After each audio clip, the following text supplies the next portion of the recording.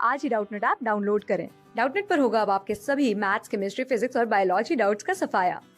बस अपने क्वेश्चन की फोटो खींचो, उसे क्रॉप करो और तुरंत वीडियो सोल्यूशन पाओ। Download now. हेलो गाइस, हमारा जो क्वेश्चन है इसमें बोला है कि एक वर्टिकल सर्कल में एक पार्टिकल जा रहा है जिसकी रेडियस क्या है, आर है।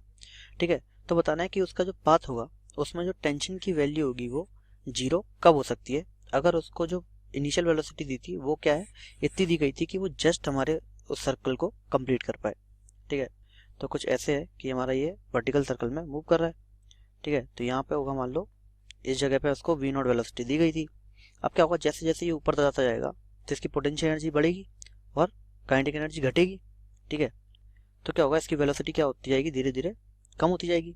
ठीक है, अब क्या होता है कि इसके ऊपर इस डायरेक्शन में क्या होता है, एक mv² यानी कि एक सेंट्रीफ्यूगल फोर्स लगता है।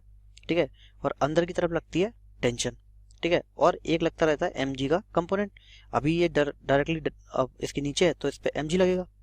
जब यहाँ पहुंच जाएगा तो क्या लगेगा, mg। ठीक है, इस डायरेक्शन में। ठीक है, इस डायरेक्शन में क्या लगेगा, mg का cos थीटा कंपोनेंट। ठीक है, इसी तरह हर जगह क्या लगता जाएगा, mg का cos थीटा कंपोनेंट इस पे लगता रहेगा। ठीक है, तो जैसे जैसे ये ऊपर जाएगा, ठीक है, तो हमको बताया कि कहाँ पे टेंशन की वैल्यू जीरो हो सकती है। तो यहाँ पे क्या हो रहा है कि जब तक ये हाफ तक पहुंच रहा है, ठीक है, एक तो ये बात कि कब जीरो हो सकती है, दूसरी बात हमको ये ध्यान रखना है कि जो इसकी वेलोसिटी है या फिर ये क्या कर रहा है, जस्ट कंप्लीट कर रहा है हमारे सर्कुलर मोशन को। तो अगर ये सर्कुलर मोशन को जस्ट कंप्लीट करता है तो इसके लिए हमको क्या करना है कि हम यहाँ से इसको इतनी वेलोसिटी दें कि वो यहाँ तक पहुंच जाए। इसके बाद क्या होगा, यहाँ पहुंचेगा, उसके बाद जब जैसे ही आगे बढ़ेगा तो फिर तो वो अंडर द ग्रेविटी अपने आप गिर जाएगा और ये पाथ हमारा अपने आप कंप्लीट हो जाएगा। ठीक है, तो हमको यहाँ तक सिर्फ पहुंचाना है। तो यहाँ तक पहुंचते पहुंचते हमको बताना है कि कौन सी पोजीशन होगी जहां हम टेंशन की वैल्यू जीरो ले सकते हैं। ठीक है, तो क्या होगा कि यहाँ से यानी कि इस बॉटम पॉइंट से लेके हॉरिजॉन्टल पॉइंट तक क्या हो रहा है, जो टेंशन की वैल्यू है वो क्या हो जाएगी हमारी, mg cos theta plus mv²/r हो जाएगी। तो अगर हम टेंशन की वैल्यू जीरो कर देंगे तो इनकी वैल्यू भी हमको जीरो करनी पड़ेगी। यानी कि अगर टेंशन की वैल्यू जीरो हो गई तो टेंशन क्या कर रहा है, इसको पकड़े रह रहा है। ठीक है, अगर हम इसकी वैल्यू जीरो कर दें, ठीक है, तो क्या होगा, ये जो चीजें हैं यानी mv²/r और इसका जो मास है वो क्या करेगा, इसको इस तरफ सेंटर से दूर धक्का दे देगा और ये हमारा जो पार्टिकल है वो सर्कुलर मोशन को छोड़ के चला जाएगा। तो इस पार्ट में तो हमारी टेंशन की वैल्यू जीरो हो नहीं सकती। अब बात करते हैं हम अपर हाफ की बात। ठीक है, तो मान लो कि अपर हाफ में कहीं जीरो हो गई, इस थीटा पे मान लो जीरो हो गई। अगर इस थीटा पे जीरो हो गई, ठीक है, तो ये क्या है, 90 प्लस थीटा है। ठीक है, ये जो हो जाएगा वो क्या हो जाएगा, cos 90 प्लस थीटा। तो t इक्वल्स टू हो जाएगा mg cos 90 प्लस थीटा। ठीक है, 90 प्लस थीटा की वैल्यू क्या होती है, माइनस साइन थीटा। ठीक है, इसकी वैल्यू क्या होती है, माइनस साइन थीटा। ठीक है, तो हम क्या कह सकते हैं, जो हो जाएगा हमारा t is equals to mv²/r minus mg sine theta हो जाएगा। अब जैसे जैसे थीटा बढ़ेगा तो क्या होगा, ये पार्ट हमारा बढ़ता जाएगा। ठीक है, यानी कि mv²/r हमारा घटता चला जाएगा। तो इधर लगने वाला जो फोर्स है वो क्या होगा, हमारा घटने लगेगा। ठीक है, तो इससे क्या होगा, हम मान सकते हैं कि अब क्या होगा, अब जो टेंशन की वैल्यू है अगर हम उसको जीरो कर दें तो इस पूरे पार्ट की वैल्यू जीरो हो जाएगी।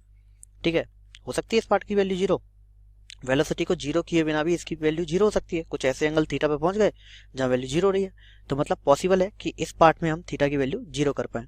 ठीक है, मान लो यहाँ पे इसकी वैल्यू जीरो हो गई। ठीक है, अब जैसे ही ये आगे बढ़ेगा, ठीक है, तो यहाँ पे क्या हो गया, यहाँ पे इस डायरेक्शन में हमारा mg का कंपोनेंट इधर आ गया होगा। ठीक है, और इधर हमारा क्या हुआ, देखो ये माइनस mg साइन थीटा है तो वो लगेगा तो इधर ही ना, फोर्स हम इस तरफ ले रहे हैं लेकिन वो अप्लाई तो इधर ही हो रहा होगा। ठीक है, और इधर लग रहा है हमारा mv²/r। अभी हमने मान लिया कि हमारी टेंशन की वैल्यू जीरो हो गई। तो जैसे ही हम आगे बढ़ेंगे हमारी v की वैल्यू कम होगी, क्योंकि हमने पहले ही बताया था कि जैसे जैसे हम ऊपर जाते हैं हमारी v की वैल्यू कम होती रहती है। ठीक है, और थीटा की वैल्यू बढ़ेगी यानी साइन थीटा की वैल्यू बढ़ जाएगी। ठीक है, तो अंदर लगने वाला फोर्स क्या होगा, हमारा बड़ा हो जाएगा और बाहर लगने वाला फोर्स क्या होगा, हमारा छोटा हो जाएगा।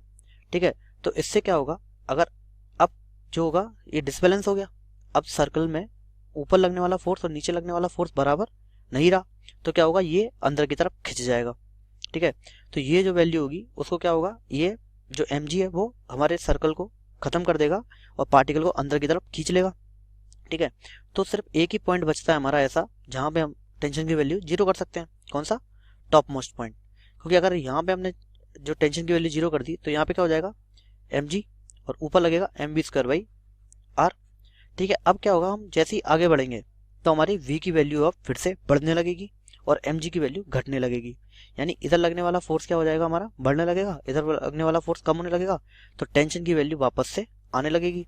ठीक है, तो हम सिर्फ कौन से पॉइंट पे टेंशन की वैल्यू 0 हो सकती है, हमारी सिर्फ हाईएस्ट पॉइंट पे। तो हमारा करेक्ट आंसर क्या हो जाएगा, हाईएस्ट पॉइंट, वहां पे हमारी सिर्फ टेंशन की वैल्यू 0 हो सकती है। तो हमारा करेक्ट आंसर होगा ऑप्शन 1, हाईएस्ट पॉइंट।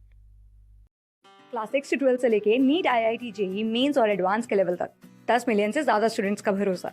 आज ही डाउनलोड करें डाउटनेट ऐप या व्हाट्सएप कीजिए अपने डाउट्स 8400 400 400 पर।